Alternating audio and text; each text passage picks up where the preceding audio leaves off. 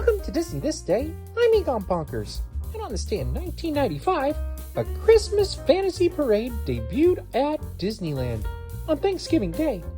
It replaced the Very Merry Christmas parade that ran in the 1970s and the 1980s. The parade has seen, many changes over the years, but is still a joyous part of Disneyland's annual holiday traditions.